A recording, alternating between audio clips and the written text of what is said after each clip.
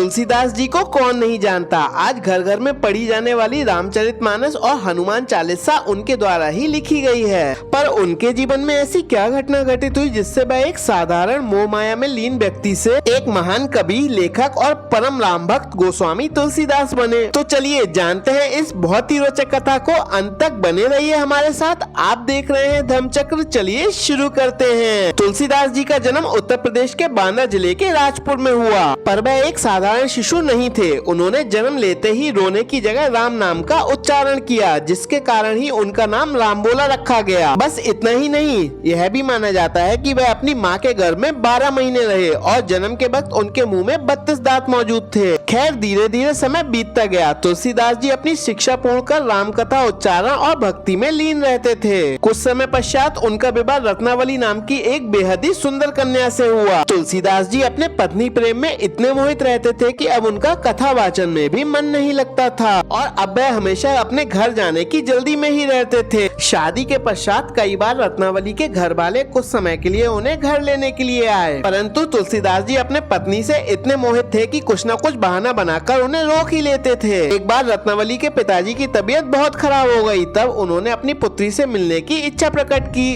तब रत्नावली के भाई उन्हें लेने पहुँचे, पर उस समय तुलसीदास जी घर पर मौजूद नहीं थे। पिता की तबीयत सुनकर रत्नावली तुलसीदास जी के नाम एक संदेश लिखकर अपने भाई के साथ चली गयी। जब तुलसीदास जी लौटकर आए तब वह पत्र पढ़कर बहुत व्याकुल हो गए। उनसे एक पल भी अपनी पत्नी का वियोग सहन नहीं हो रहा था। आखिरकार उन्होंने रात में ही अपनी पत्नी के पास जाने का निर्णय कर लिया। उस रात बहुत ही भीषण बारिश हो रही थी। तुलसीदास जी और उनकी पत्नी के गाँव के बीच में यमुना नदी बहती थी। नदी किनारे पहुँच तुलसीदास नाविक से उन्हें पार लगाने की विनती करने लगे, परंतु तूफानी बारिश के चलते नाविक ने साफ इनकार कर दिया। पर तुलसीदास जी अपने पत्नी प्रेम में इतने व्याकुल थे कि उन्होंने एक मृत शव को लकड़ी का लट्ठा समझ यमुना नदी पार कर ली। और बस इतना ही नहीं, घोर रात में रत्नावली के कक्ष में पहुंचने के लिए वृक्ष पर लटके एक मृत सांप को रस्सी समझकर वह चढ़ गए और बदहवास स्थिति में कक्ष में पहुंचे। रत्नावली उन्हें इस स्थिति में देखकर आश्चर्यचकित रह गयी। उन्होंने अत्यधिक क्रोधित होते हुए कहा, स्वामी आपके इस कृत्य से मुझे पूरे समाज में शर्मिंदगी उठानी पड़ेगी। जितना प्रेम आप मेरे हांड बास के शरीर से करते हैं, अगर उसका आधा प्रेम भी आप प्रभु श्री राम से करते तो आप इस दुनिया के भव सागर से मुक्त हो जाते। आप अपने लक्ष्य से पूर्णतः भटक गए हैं। अपने प्राणों से प्यारी पत्नी के यह वचन उनके सीने में तीर की तरह चुभे हैं। बस उसी क्षण से ही तुलसीदास जी का पूरा जीवन ही बदल गया।